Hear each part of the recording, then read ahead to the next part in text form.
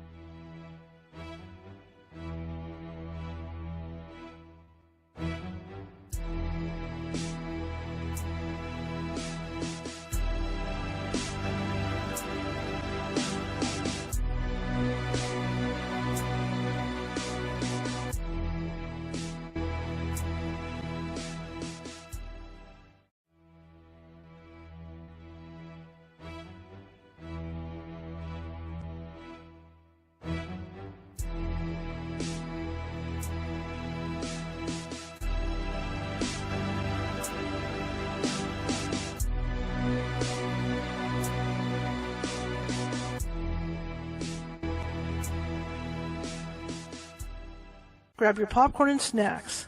Find a comfy spot, take a seat or lie down, and let me transport you to a place of fantasy, ghost stories, ancient legends, odd creatures, alien encounters, and other magical topics. You may even decide to join the conversation. From faraway lands to your own backyard, with a small dash of pixie dust. Turn out the lights and open your minds. The journey is about to begin.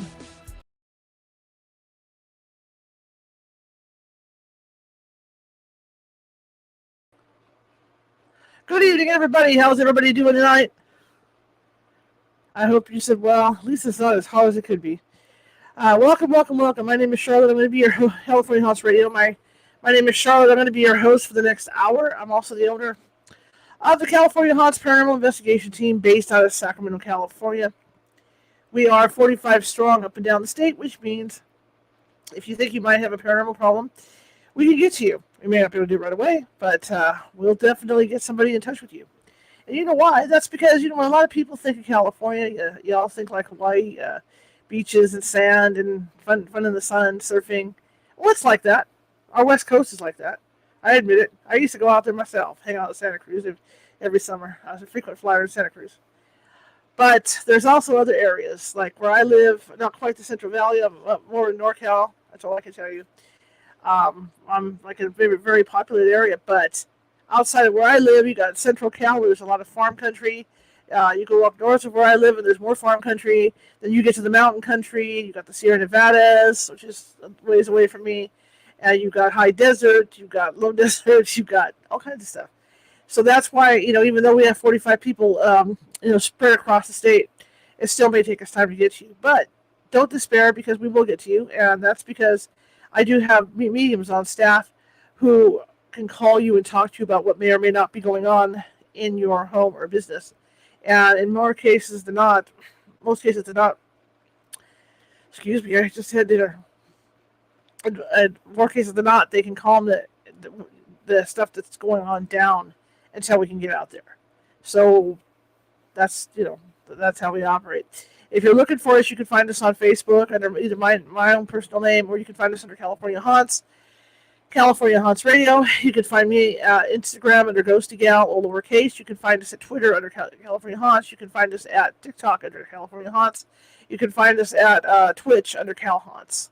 So there's all kinds of ways to find us if you think you have a paranormal need. We've been doing this for 19 years, so we have a lot of experience under our belt. And a lot of our team members have been with me all those years. So, like I said, there's a lot of experience under our belt. A couple of announcements is Saturday, August 19th, I'm going to start a club, and it's a meditation club. And what that meditation club does is that I'm going to be meditating, offering guided meditations 3 to 4 times a week. And it's all for one fee. It's a $25 fee for 30 days. There's 10 spots open. And I'm going to cover everything from health meditations to financial stuff, self-help stuff, everything like that. All right? But we're going to be doing that, and if that seems like something you're interested in, we'll figure out a set time to do these meditations, whether maybe it's after the show at 7:45 p.m., in the Pacific in the evenings, or maybe before the show at 5 p.m. Pacific in the evenings, so we can cover everybody on the East Coast. But this is something I thought would be kind of cool, and, just like, maybe I can expand upon those, and we get to the point where we're doing a meditation every day, But for now, I just want to focus on maybe 3, maybe 4 nights a week to do meditations. And the neat thing about this is that if you miss a meditation, I'm going to have them pre-recorded. As I'm doing them live, I'll be recording them, so you can go back for that week's meditation and do it yourself. Because of course I'm going to do guided. They're going to be guided. So if that sounds like something you're interested in, be sure to visit the California Haunts Paranormal Investigation Team Meetup at meetup.com and check that out. It's under events. Also, the following Sunday, which is the 20th, I'm going to be teaching the second level of psychic development, and that's for people that took the first course, or people that already have psychic abilities and they want to hone in on what exactly it is that they do, whether it's clairvoyance or other types. And that's what we focus on over there, because we look. It's a 2-hour class, and I look at all the different forms of ability, and then we work with some of them and see where you might be the strongest. So if that's something you're interested in, come on over to the California Haunts Meetup again and sign up, and that's going to be Sunday the 20th. Okay? Great. Our guest isn't in yet, so we'll give her a few more minutes. If she has trouble, I'm going to go ahead and switch over to reading the next book that we read on Sundays, which will be book by Maren Muter, and I can go and call that up over at Amazon and get that going for everybody. I just want to say something about Maui. I feel very close to the people of Hawaii. I have a lot of friends from Hawaii, not necessarily Maui, but friends nonetheless. I respect their culture. I respect everything about them, and I feel heartbroken. I feel heartbroken when I see the pictures of Maui right now, especially if that banyan tree that has been there forever is gone. Oh my gosh, So I just want to send out my deepest condolences to all my Hawaiian friends out there, because this is just seeing the pictures that are coming back in, and the news reports. It's just heartbreaking. And they always say Pele, the goddess Pele, when she has a volcano erupt or anything like that happens, it's done to clean the earth and cleanse the earth. And maybe this is something that she felt had to be done. Who knows? But no, nonetheless, it is just absolutely heartbreaking for everybody there, and I'm so sorry. I'm so sorry. Let me check my phone here, see if there's any messages from my guest. If not, then I'm going to start programming in the book read, and yeah, okay. Well, I'm going to go ahead. She hasn't come up yet. Maybe she's having trouble getting in. So I'm going to go ahead and I'm going to head over to Amazon. Hang on one second. Give me a second to put this together because this is something I wasn't prepared for. So give me a minute. I'm going to go ahead and pull up the name of that book. So I go to Amazon. Give me a second.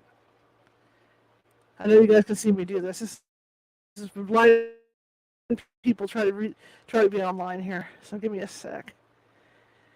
Sigh. Let's see. Maren has a new book out, but that's not the one we're going to be reading. It's one of her older books. Give me a second. Let's see. I'm just going to hang on a second. Here we go. I'm just going to go in.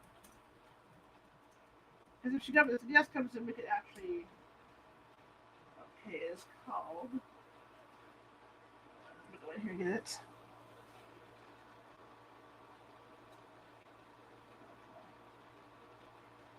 I love it. I got to pop back to her webpage. Okay. Obviously, I didn't want to be there, so hang on. So give me a second, you guys, to make the adjustment here. Okay. Oh, here we go. Okay, there's the book I want. Right there. Okay. So we want the Book of Buried Letters. All right, let me go pull this up on Amazon, and this is the one we want. So we go Amazon. Okay. Buried Letters is what we want.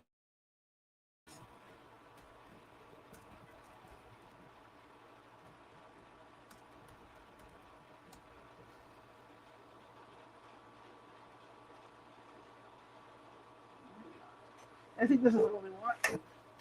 Okay, so yeah, if the guest doesn't come on, we're gonna go ahead and read the Book of Buried. We're gonna start the Book of Buried Letters by. Let me put on this here so I can get in there. By Maren Muter, and I already got permission over the weekend to read this. So let me pop in.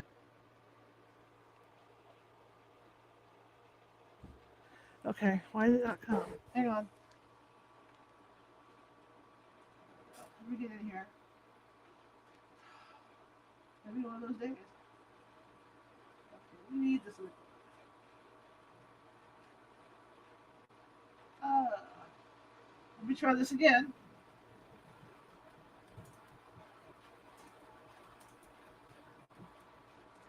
Anything else can go wrong today? Oh, that's okay. It's done. It should be okay. All right, this is what we want. Read now, yeah. Read for free, yeah. Come on. Yeah, but you haven't opened it, so okay, hang on. I hate when it does this. It says I ordered it, yet it's not. Okay. Try again. One more time, guys. Sorry. Okay.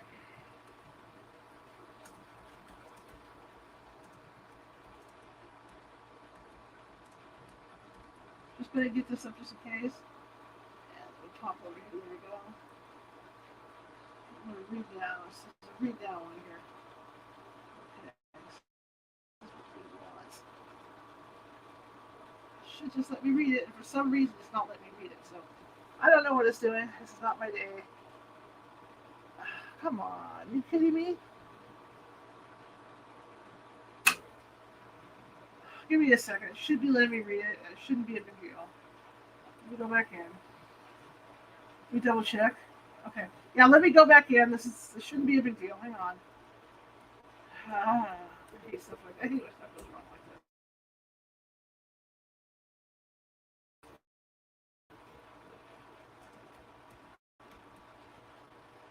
Yeah, there it is. Let's see if it lets me in. Read now. Yes. Okay. Now we got it. Okay. Now we have this. Maren Muter's been a good friend of mine for years on the show, and yeah, I don't have any messages from her. It looks like she's having trouble getting on.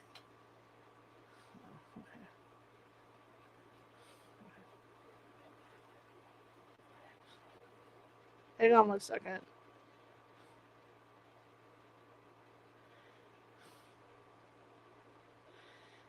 Just trying to get this. Okay, well, I'm going to go ahead and start reading then, get the show on the road. I don't even see her online at the moment, so something might have gone wrong. So anyway, okay. So let me come back to you guys. That's what I do. Anyway, so sorry for that. Okay, so the book's up. So tonight, instead of the Tuskegee Scrambler, I'm going to be reading from the Maren Muter's The Book of Buried Letters, because I guess there was another miscommunication with Linda Lou Long, and we'll just continue and I'll read. First chapter of, let me drink some water here, and we'll get on with this. I apologize. In fact, Linda and I had a conversation about 2 hours ago about confirming the time for the show. She may have got the times confused. You know, converting times all the time really bites. Okay, so here we go. I'm going to read from the Book of Buried Letters, and if Linda comes on, I will stop. But to that point, let's have a show. Let's put on a good show, and from our good friend Maren Muter, Chapter 1, Memory. There's nothing quite like a treasure hunt, especially when it opens a story. There was once a 4-year-old girl who emptied a large glass jar of buttons, examining them one by one. She placed them in piles, guessed which were the oldest, and pressed her fingers hard to imprint the holes upon her skin. Then she gathered them in scoops and filled her mother's sewing basket. After which, the jar accompanied her to a grove of pines where her hands dug just deep enough in the dirt to bury it. There, she said, placing a letter in the glass and tightening the lid. For most people, memories begin formalization around 3 to 4 years old. Scientists on the whole state any earlier claims memories can't truly be substantiated. There are several reasons they give. Some say infants from birth to about 4 do not have the mental capacity for a kind of autobiographical recollection of memory or storage in the first person. Some specialists studying memory in the brain say other animals also show signs of infantile amnesia. Maybe the amnesia. Sorry, I read it wrong. My bad. Maybe it's my night too. Maybe the amnesia is caused by the rapid development of brain cells, which essentially gets rid of unusable information while retaining essential information that helps with survival. According to a study, this is because new neurons disrupt older formatted brain circuits. To support this idea, scientists slowed neurogenesis in baby mice and found that by doing this, they could force memories to last longer. Could it be possible then for a memory to extend beyond the regular infantile amnesia? Is it possible for someone to have their brain function in a meditative state, which doesn't necessarily slow development in a way that is detrimental, but in a way that alters one's views of the world? Between bouts of screaming from colic, the little girl said she fell into the air, like being the bird's songs, and I moved as a dust fleck floating in the sun's rays. Essentially, she meditated right from the start. She mimicked the hum of the car in deep breaths of home. It settled her. It vibrated in echoing harmony between her mind, ears, and heart. As she remembered, her mind had a way of altering traditionally formed memories. She moved into life, not about it.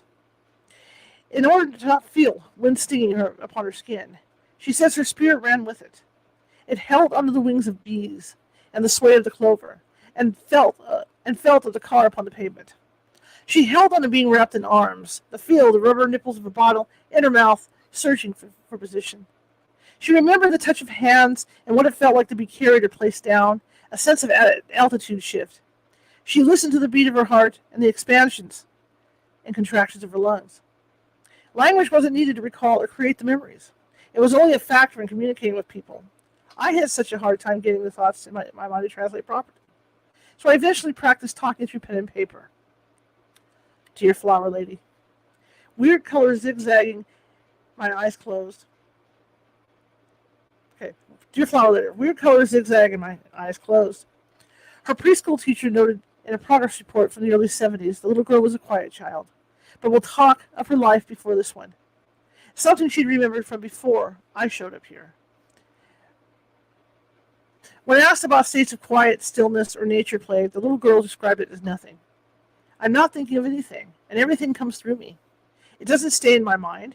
It is like watching the birds or the flicker of flames, and everything flows. I flow with it. It doesn't attach to me.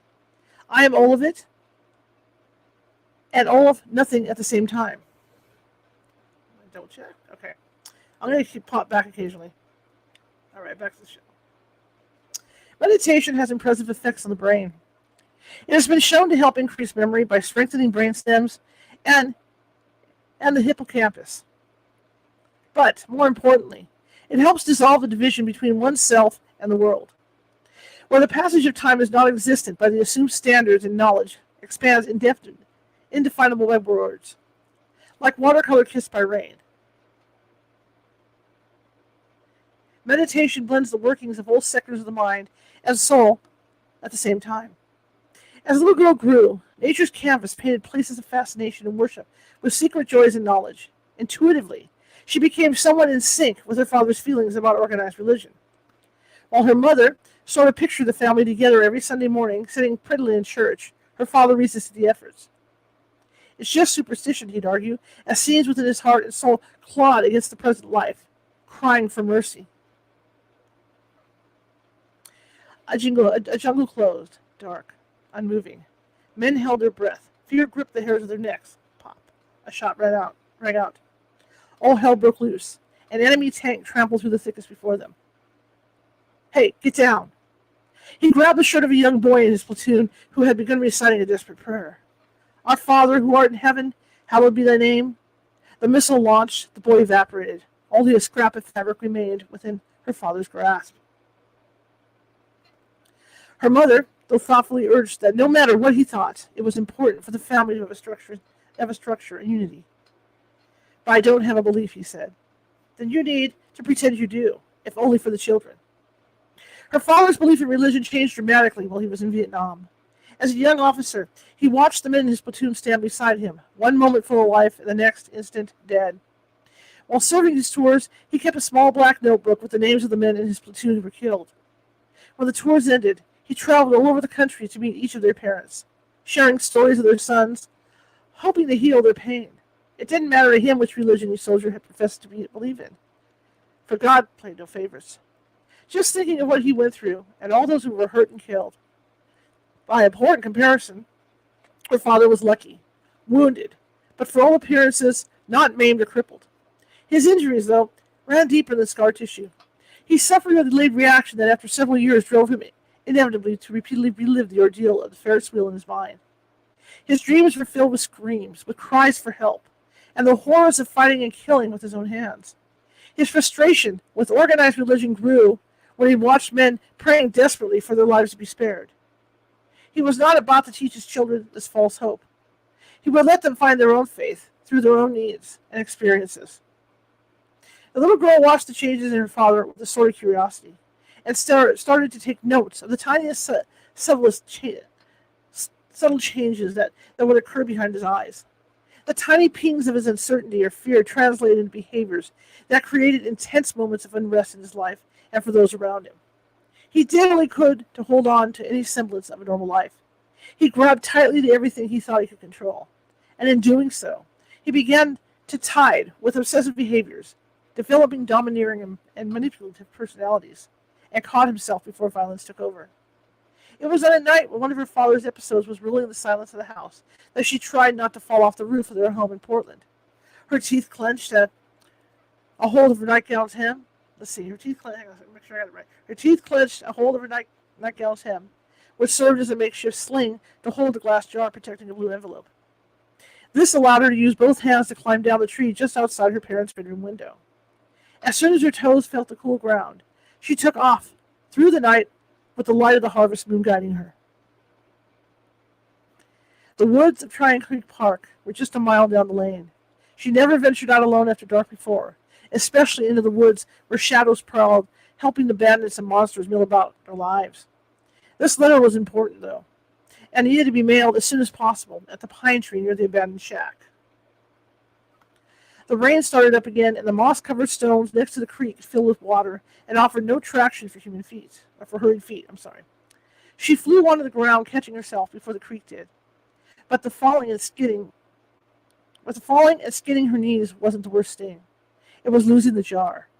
She couldn't see anything in the dark by the rocks because the amplified forest sounds hitting her ears were blinding her eyes. Twigs snapped, leaves broke, and the owl said something to encourage a quickening stride all the way back to the house, up the tree, to leap across her room and place her warily back into bed. Chapter 2.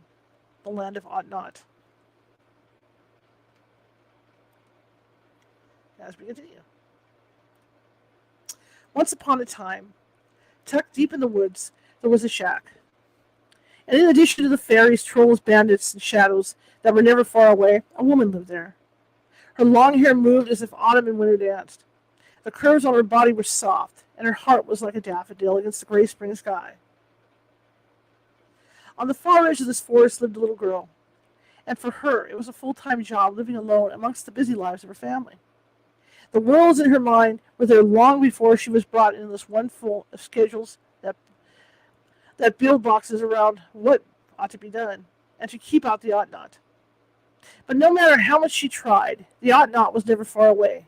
It climbed with the springtime ivy and sprouted through the tender flesh of autumn's ripe fruit. It scratched against the winter sky with the nails of barren trees and drenched her shoulders with the glass of summer sun. She often went to the land of ought not, as she stowed away in closets, under her bed, or in the woods, where she penned hundreds of poems, letters, and theories and mailed them, buried in glass jars everywhere she went for 13 years.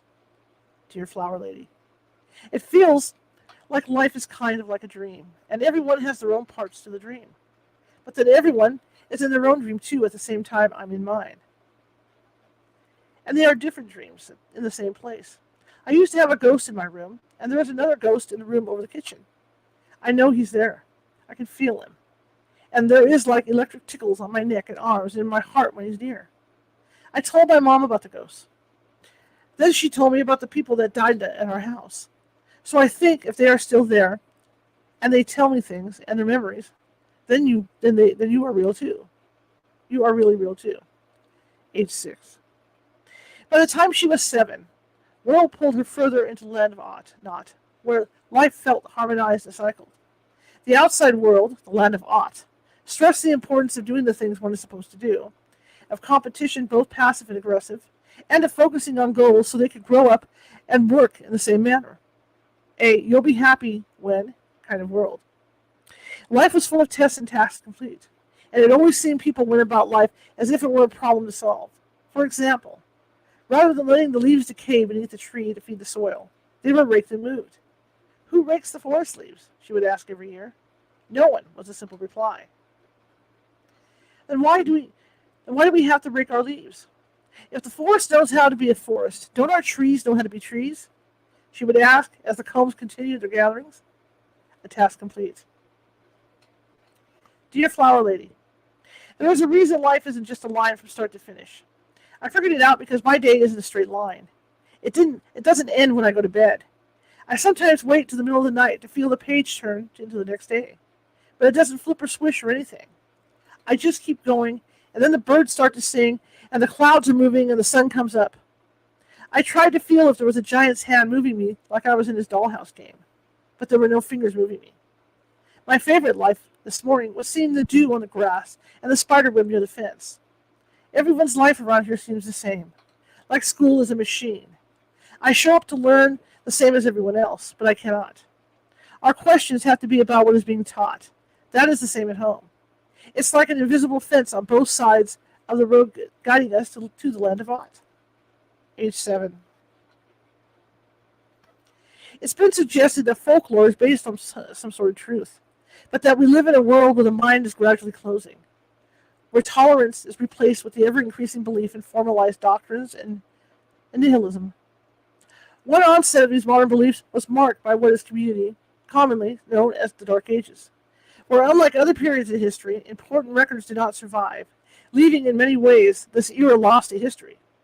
Some say that to protect the fragile ecosystem of hallowed races, a veil crept in over the lakes, blanketed the valleys, and then climbed the Alpines to shield the mythical world from the brazen destruction of man. Sometimes, though, on rare occasions, the veil would thin enough for someone to reach through. And on the night the little girl tripped by the riverbank, bringing her jar with the blue envelope to the pine tree, that's just what happened.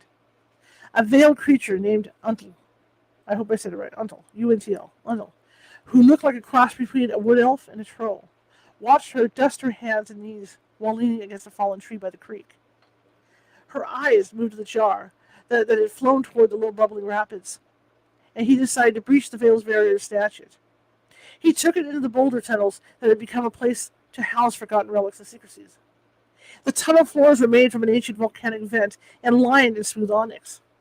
Granite walls were adroitly chiseled into shelving by skilled Fey artisans, and this is where Untel placed the jar. I tried to find that jar, but it must have fallen into the abyss, or it might have been stolen. I tried to get it back to the pine, though, the little girl explained to her China doll, Kitty, as they had the next afternoon in the linen closet. The message was so important. She laid back into a pile of laundry where her focus burned overhead. Rain began to drip from the closet ceiling as lightning rumbled over the distant hills of the Wild West, where the drifters started coming. 1,000, 2,000, 3,000. He was counting to make sure the storm hadn't decided to change its course. "Because I ain't changing mine," he said. The drifter had finally made his way to the northwestern territories from the deep south. Skirmishes and battles scarred the entire trail. Most recently, he was drafted to fight in the second phase of the Yakima War, also known as the Spokane Coeur d'Alene, Palouse War. He was tired of war and questioned the taking of lands from the native people. Now that he was released from Colonel Wright's command, he had a chance for freedom. But with so much killing and screaming and bloodshed, he wondered how anyone could find peace. That's all he wanted. No more pleadings, clawing at his mind. And he set off to find a quieter life, thinking it would be best to follow the Oregon Trail to the west side of Mount Hood, because it was always really broken in. Oh, it was always already broken in. Well, the trail might have been broken in, but it was not exactly like an old comfortable pair of boots, as he quickly found out. The Cascade Mountains stood as sentries, wielding ominous weather, and provided accommodations for fierce predators. The mountain lions watched the drifter curiously while he set traps to gather pelts for bartering. Grizzly bears and black bears raided his camp, eating the food he caught, and had no problem protecting their territory. He quickly learned the smell of a bear when it lumbered his way by the sweet pungent scent of death that coated its fur and rancid breath that dripped from the sag of its drooling lower lip. After months of hunting, the drifter had finally gathered enough pelts for a good meal and a seat on a westbound stage. Days passed in town trying to broker a deal at the trading post. Unfortunately, being new to collecting pelts, his offerings at the post were less than perfect, and not quite enough for the trip westward. So, hoping to make up for his lack of experience in the fur trade, he tried his luck at the blackjack table, winning some, losing more. Days went by, and it seemed the longer he sat in town, the louder the cries from the war in his mind became. He began drinking with hopes of drowning the images, and his nights were becoming full of sweats. His room was above the saloon, where the whoops and hollers of the men and women below did nothing to help. Putting the bottle down, he chose to set out on foot. At least, when he was moving, the bayonet of war lancing his soul was yoked into some control.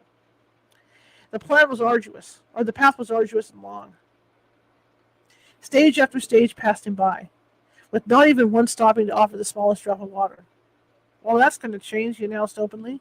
Then, as sure as the day turns into night, the drifter became the bandit. It had been 3 days since he held up the afternoon stage. The horse he took from the robbery got loose the second night, and because of this, the bandit was left on foot. Knowing people were looking for him, he took to the trees. The woods were different than those that he was living in a month before. Prehistoric-sized ferns followed the creek upriver. Woodpeckers foraged in the canopy above overgrown skunk cabbage, and squirrels jumping from limb to limb vied for a look at the newcomer. Beavers slapped the waters with their heavy flat tails while building dams by the creek, and Douglas fir trees whispered their secrets through the vast underground fungy pathways. The bandit had just about found a place to rest in the understory when he stopped in his tracks. Voices, his mind said, warning his feet. That's what I was saying. Got the whole stage. No kidding. How much was there? What? You thinking of jumping the bandit? And why? Why not? Because, you dummy, the reward's more than what was in that box. The bandit furrowed his brow and quickly tried to open the small box, but he didn't have the key.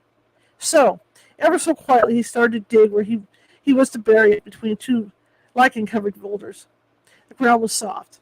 He got about 2 feet down when the rock slide suddenly shook the earth around him, and just as suddenly, the ground opened up into what must have been an underground tunnel. The cave-in blocked both tunneling sides, Rocks lined the walls with shells carved by artisan craftsmen. Beads, gems, and colorful vials adorned them. But the one thing that caught his attention the most was a simple glass jar protecting a blue envelope. Glancing about over his shoulders and with listening ears, he hesitantly grabbed the jar and took the note. And just as he did, a strange form of heat vapor rose from the shadows and moved in the margin of sight. The movement was like a gust without the wind. Branches swayed and the brook splashed, all as natural as can be. But eyes could be felt upon the bandit's skin. He scrambled to climb out while the warmth of breath settled upon the nape of his neck. He quickly brushed around his collar where his hair was standing on end. Who's there? No answer. I know you're there. I ain't done no harm. The air cooled with a cover of clouds as the drizzle started back up, just passing through. He clambered up the newly formed embankment, using Ivy as rope, pulling with all his might. Whatever it was closing in. He could feel it, and he ran. Are you kidding me? The bandit thought to the god above when the men looking for the reward saw him. Hey, you, one of the men called out. Hey, you okay, mister? The bandit groused under his breath and kept running.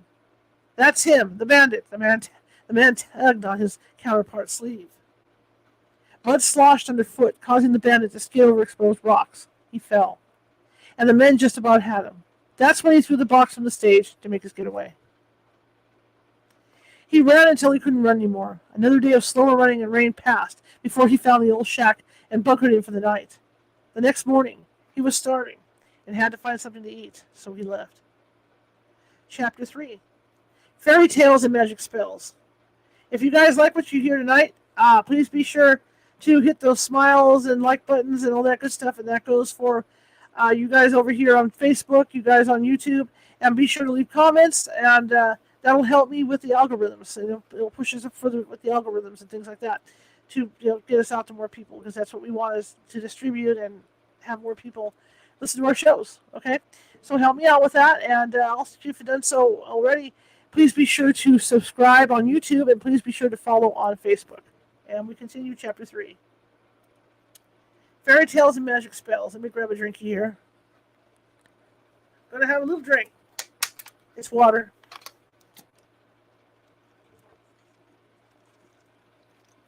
Very dry here. All right. Continuing. When we are born, we immediately start adapting to our environments. Our young brains are brilliantly lit with their electrical activity. As children, we are astounding inventors and problem solvers. The processes take place in a vivid form of an imaginary world where anything can happen. Our minds play out situations in the form of virtual reality.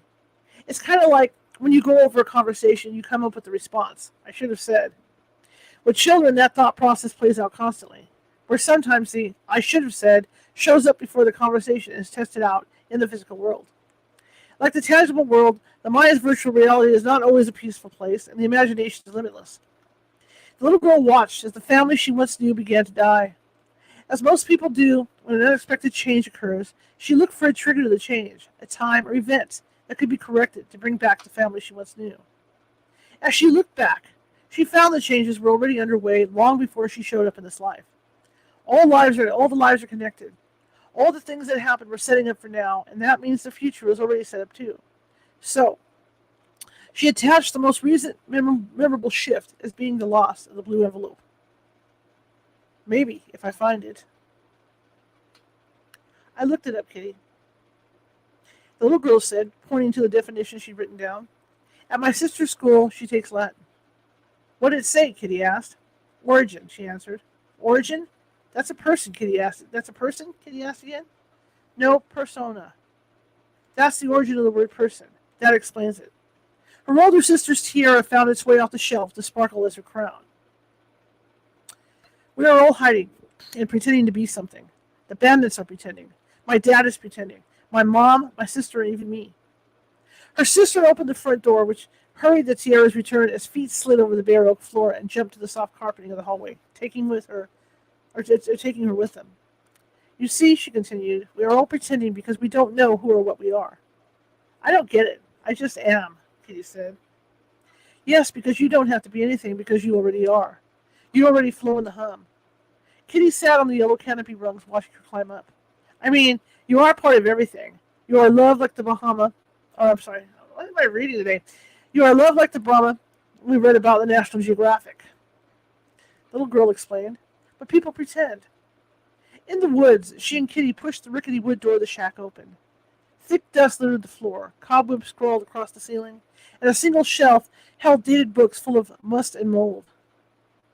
Her fingers ran slowly over their bindings. Goosebumps flocked her arms as she pulled back the book from its place. 1926. That's how old this book is, Kitty. She read the binding. My Antonia. She pulled another book down. Here's one.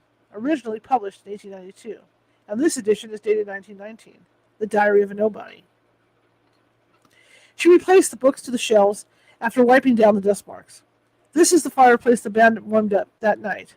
He stumbled upon it. He took his jacket off to let it dry out over the back of that chair.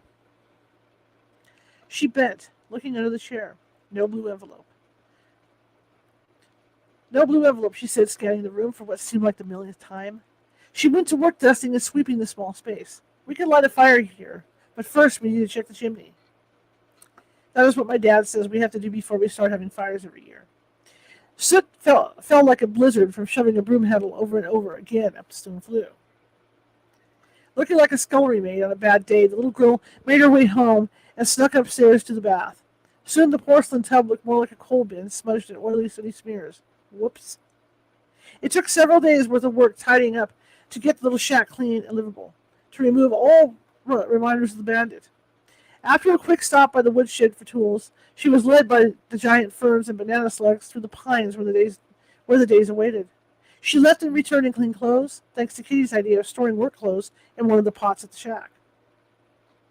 Kitty, if you think about it, we are all a nobody. We're all part of the hum. People shouldn't have to pretend to be important, because we already are, just not the way we think we should be. A fire lit, torching splinters and twigs. We need a bigger fire to heat our pot. Outside, dry moss caught on her sweater as she stacked small branches under her arms for fuel. Soon the fire warmed the small room, and a cast-iron bowl hung over the flame with twisted fence wire. We are going to release the walls of persona, Kitty. Kitty's beautifully painted hazel eyes put their trust in her. We'll release the spirits into the hum and be free. Let's be the witches of Macbeth, you and me, and the flower lady will have to be the third. Water from the stream began boiling in their makeshift cauldron, and ingredients were laid out, ready for inclusion. Magic potion ingredients. Fiddlehead fern leaves. Tiny bone found on the path. Freshly picked pine cone, juniper berries, elderberries, moss, mushrooms from the horse poop flower petals, honey. Cracked open hazelnuts. The ingredients list was found buried outside the childhood home in Portland, Oregon. Age 8. They're all substitutes, but they'll work. A gathering of birds sang outside as the dusk held its breath for the spell's dawning. Let's begin. Round about the cauldron go, they danced with the golden hue of firelight. And the poison on trails throw.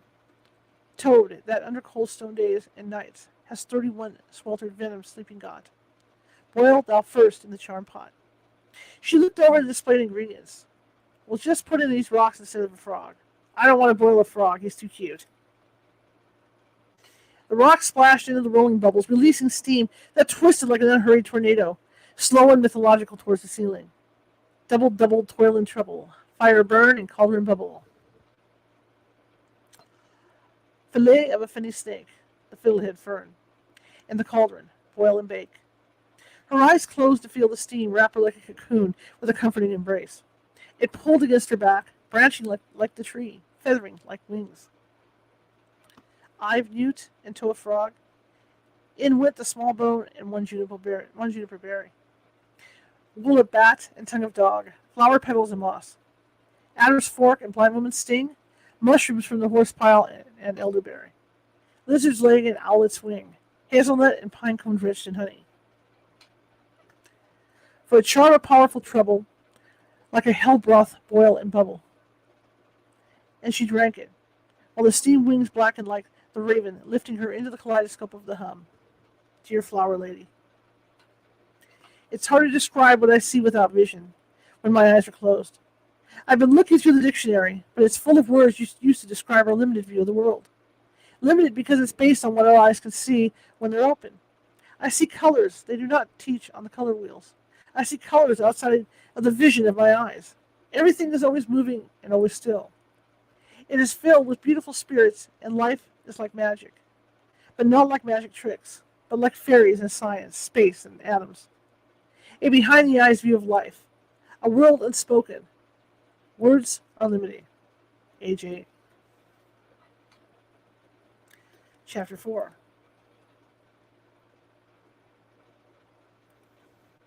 The bandit meets Uncle and the puppeteer. The bandit saw smoke billowing from the chimney when he got back from getting food, and slunk back into the shadows of the dense forest because someone else was already at the shack. The blue envelope weighed his breast pocket with a sort of novelty, like one of the king's secrets. He took it out again and read the front. Do not open until it is time. He stuffed it back into his pocket. Well, might as well get going and find that sinkhole again, he said to himself after he couldn't get back into the shack for another night. It was not yours from which you took. Return the envelope to the brook, a raspy voice said, surprising the bandit. Who said that? The bandit looked around. Stop your fooling. He wanted to run but was paralyzed in place like one of those frozen-in-place nightmares. I ain't got... He felt eyes tickling the delicate hairs on the back of his neck. Step out so I can see you. The brush rustled in a thicket of giant ferns. I hears you. Come out, or... A pair of large, furry green ears stood like that of a dog, listening curiously before the rest of his body emerged. This is better, now that you see me? Go back. I changed my mind. Get back. The bandit wasn't sure that Uncle would do. I wasn't sure what Uncle would do. Don't step any closer or I'll... You'll return what you took to me. The elfin-like creature stepped out from the ferns. Long fingers pointed at the bandit from hands that barely peeked through the sleeves of the brown felt jacket. The bandit backed himself against a tree. Don't come any closer, please, whatever you are. Excuse my allergies. His eyes squeezed shut. I swear, I was just going to return it. He reached into his pocket. I got it right here. Well? Until asked with his hand out for delivery. No, it's right here. Just give me a sec. Trembling, he searched desperately for the envelope. You lost it? Uncle saucer-like eyes doubled in size. Where is it? I swear it was right here in my pocket. Where is it now? Uncle asked. The shack. Must have fallen out in the shack. I took a rest. The bandit acted out his movements. Jacket over the chair, lit the fire, lay down to sleep. Must have fell out. Half stumbling and crawling, the bandit ran off. I'll get it. Candlelight flickered from the shack's windows against the dark sky like a painting you'd see at a museum where the smoke billows and the full moon sits above as if holding an invisible syringe to a marionette, which is the life below. From the trees, you could almost see the puppeteer playing as the family sat and ate supper. The bandit's mind had continued running without him. How was he to get inside and have the chance to look around? I'll just knock. Maybe they'll feed me too, he nodded to himself. They ain't got no reason to be suspicious. He stood, pulling himself together, but not enough to ready him for the unexpected clammy touch of the shadow creature, with breath licking at his earlobe. The blue envelope. You took it. I want it, the breath whispered. I want it. The bandit looked but saw nothing. I don't got it. Whatever the shadow was, its cold touch ran like a finger across the bandit's throat, threatening. You will get it and give it to me. What's in it? What's in that envelope? The invisible breath chilled his bones. Now, it said. Panicked, the bandit looked around. He just needed into the shack, and, for the untold time in the last few days, he stumbled forward. The man inside refused to invite him in for supper.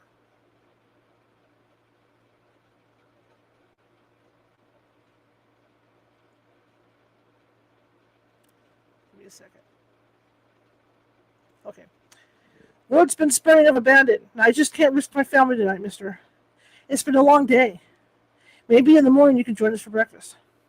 The bandit slipped on the stairs going down, landing hard on the dirt. He couldn't go back into those woods without the envelope. That's when he saw the hatchet, leaning against the fire logs, dusting his knees off. The bandit looked through the candlelit window where the family had been acting strange, possessed even. To him it looked like the shadow creature might have taken over. That's it. A surge of fear and fury raised within him, a venom so great. It was unlike anything he had ever experienced before. The strings of the puppeteer moved him almost mechanically to the hatchet, up the stairs, into the shack. Chapter 5. Magic Mushrooms. Pop back over here real quick. Okay. Continuing. Chapter 5, Magic Mushrooms. That's what bad guys do. They hide maps and stuff in secret places, usually under floorboards or in a book on the shelf. There were still books on the shelf, musty and old, so he might have put the envelope in one of them. The problem was the family moved in before he could get it back. The little girl contemplated her words. What else would he have hidden in the trees while the family finished their dinner? She asked rhetorically as her thoughts skidded forward to answer the next question. It was a soup, a stew, sort of thing. Probably rock soup. That makes the most sense. After all, they lived in the woods, and there are a lot of rocks. It would probably be better if the family didn't know they were getting hatcheted. But how would they not have known? Pacing with moss-stained white tights and black patent leather Mary Janes, the little girl fashioned the story as her 8-year-old fingers twiddled in the thought. And that's when they caught her eye. Mushrooms. They ate the wrong kind of mushrooms in the soup. Joyously, the words escaped. When the poison kicked in, they had no idea. Kitty sat on the stoop with another questioning look. They accidentally picked the wrong ones, the little girl answered. The doll kept looking at her. Because they were pretty, kind of purplish, that's why the kids picked them. And they put them in the soup as a surprise. The leap in her voice was convincing enough. Now we need to find the envelope. Maybe he buried it in the lilac grove. The little girl's mind stayed in the lilacs for a brief second before offering another idea. Let's make perfume, she said. The small porcelain face sighed thankfully, ready for something else aside from the bad guys that seemed to always lurk in the shadows. We'll need to ask a scientist to help first. From the top of her tights, she pulled out a small notepad, taken from her mother's desk, and a pencil. Dear flower lady. Today we stopped the family from hurting. They ate mushrooms. They didn't know you to ask if they could eat them or not. Kitty Flower and I want to make perfume. I think we need a scientist. I miss you. AJ. Folding the letter as small as possible, she moved to the old pine tree with its root bent like a gourd. The little girl and Kitty bunkered indoors when they couldn't go out. A makeshift writing room sprawled with crayons, pencils, paper, and glass canning jars under her yellow canopy bed. The space, however, seemed to shrink the older she got, making it harder to reach the supplies or hide when she wanted to be invisible. So the makeshift room gained satellite offices and closets behind couches under giant abrevieties in horse stables, but never in the basement. We can't go to the pine today, Kitty, so we're going to the rafters. Kitty hitched a ride in the back of her tights. Need 2 hands to climb, you know. The unfinished attic ran like a hollow garret with 2 levels. The first being the home of her father's desk at the far end, looking out a tiny window to the often gray Portland sky, and the second up a ladder to a labyrinth of boards without proper floor. Excuse me again. She never dared to use the lights and went along strictly by crawling, feeling, and balancing. Don't worry, Kitty. She weaved her way along as spiderwebs brushed eerie tails on her shoulders, and creaking boards whispered the future. Up the wall, she climbed. Splinters bit her hands, but finally, in the highest eve, she could mail her letters. They're all done. A chill sitted around the quaint cottage, also referred to as the shack. It painted the spider's web with ice and kissed the grasses with the frost before the late morning sun peeked out. After stoking the fire to warm her tea, the flower lady emerged with a basket around her arm, the way lovers stroll through the park. She greeted the edge of the woods where the deer were already snacking on blackberries. Good morning, the flower lady said. Shall we check the mail? Daisy the squirrel scampered over to the pine tree's secret mailbox with harvest-filled cheeks. Ah, we have a letter. The flower lady's voice was like harmony, beautiful like the stony brook. After reading, she refolded the parchment to place it back in the jar. Everyone, I have news about the family. The forest paused. They're no longer hurting. They have moved on, and our cottage is rid of the bad guy. The posse caught him. The gathered creatures cheered. It seems, however, the little girl needs a scientist, one that studies plants. A blue jay followed her to the windowsill, where the sun tea was brewing. So today we're not making pies, but a loaf of bread. Every day, always every day, she had tea and pies and cookies waiting for the rare passerby. Soon the scent of baking bread wiggled its way out of the wood stove. It glided through the meadow and slipped between the branches to the trail below. Chapter 6. In fairy tales, time amalgamates. Almost 100 years ago, a new field of physics was discovered, quantum mechanics. Physicists Max Born, Werner Heisenberg, and Edwin Schrödinger, Schrodinger, created objects of the quantum world. And according to quantum theory, these objects did not move along a single well-defined path. Instantaneously, they take different paths and end up at different places at the same time. Right now, this theory pertains to the tiniest particles, which can also be present in a single event in innumerable ways. But I believe larger objects, much larger objects, which are made of these tiny particles, can also branch off. This is where parallel lives, universes, and dimensions happen. I like to explain it as a curious case of deja vu. Imagine driving down a road and you approach it or pass an exit, and instantly, for the tiniest second, a feeling washes over you as if an event had just taken place. Maybe a flash, a vision, or an eerie sense of feeling that took you to the exit even though you're still on the main road. Our mind is programmed to follow only one of the trajectories, leaving us to believe we're on a seemingly singular path. The particles, which are part of us, that took the exit actually have the same belief that they are on a seemingly singular path, thus creating a parallel existence with a completely different trajectory. Finding the letters buried by the little girl wasn't so much a parallel as it was a curious case where the past, present, and future of one of these paths coverage. Past, pre-letter, or the writing of the letter. Future, post-letter. Present, the finding of both sides. Dear Flower Lady, only transiently does our spirit reside in the body, while weaving a kind of French braid, where time, events, and choices converge, and where bits of our spiritual matter entangle again and again, before, after, and during our mortal experience. Age 9. It puckered. The air puckered and sparkled around a set of stray granite boulders.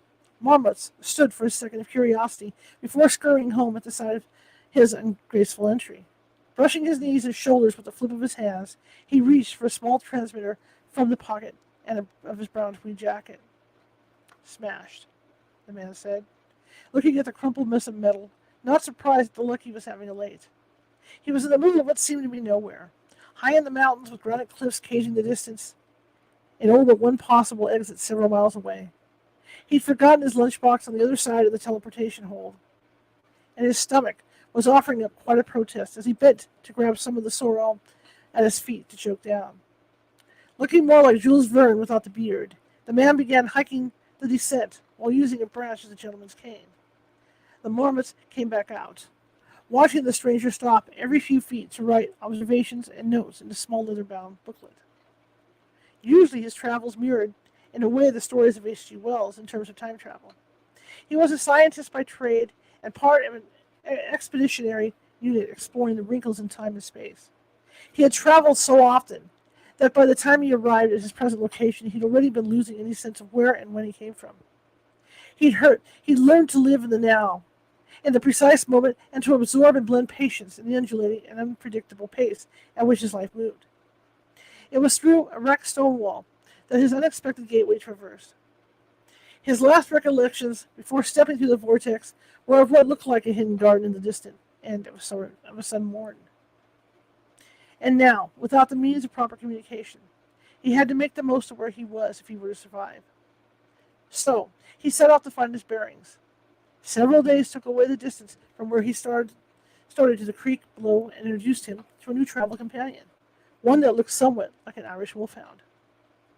Weeks found the man and dog exploring forests and mapping the expedition as their own cartographers.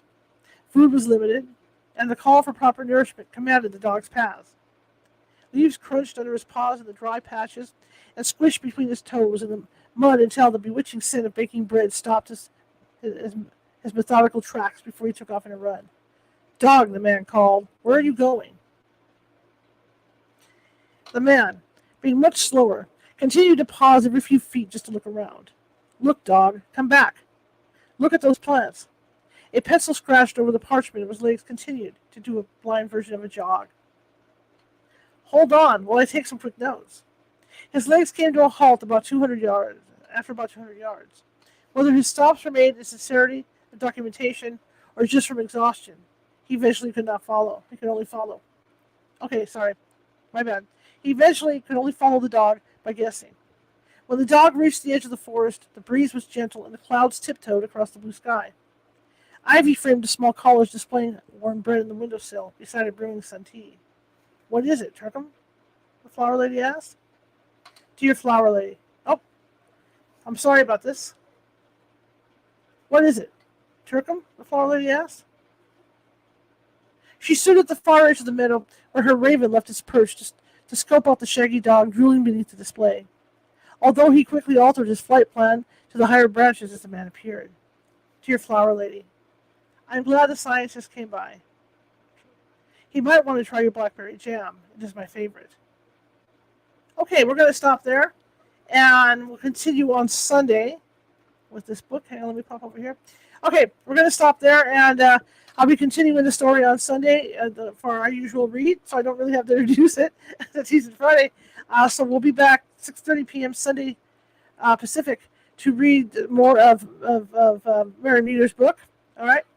Tomorrow, Nancy Matz is going to be with us, and we're going to be talking about feeling blocked. Feeling like something's blocking you from accomplishing things, that you want to do.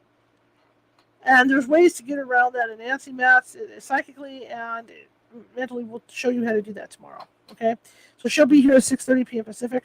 I apologize for my guest. I guess it's the second no-show, so I'm guessing it's done. So we're not going to worry about that. What's happened, but whatever, Anyway, I want to thank you all for coming tonight. I want to remind you about the 19th, when we're going to start our meditation club, and we'll be doing a meditation every 3 to 4 days a week. And meditation will cover health, stress, and anything you can think of, to help us progress in our lives. And that'll be probably, I'm thinking, either depending, whoever joins up, I'm going to talk to them about when they're available. So we might do a morning meditation, or we might do an evening meditation, like say 5 p.m. so the people on the East Coast can participate too. So it's not too late. Okay. So that's open to you guys. Check out the California Haunts Paranormal Investigation Team meetup for details on the meditation club. And the next day, on the 20th, I'm going to be teaching part 2 of my psychic development, which covers a lot of stuff. It covers the different types of psychic abilities, and we do exercises for that to see where you might have strengths and where you don't. We talk about protection. We talk about, just everything you can think of under the sun. So that's another class to look into. Check out the California Haunts Paranormal Investigation Team meetup page. That's under events as well. Thank you, everybody. If you like the show, share it with 5 people. If you hated the show, share it with 5 of your enemies. I mean, we're equal opportunity here. And again, if you liked it, please be free and to give me a smiley face and some thumbs up and things like that to put us in the main algorithm for Facebook and YouTube. Alrighty then, I'm going to leave you guys alone, and I'm out of here, and I will see you tomorrow at 6:30 p.m. with me and Nancy Matz. Have a great evening, everybody.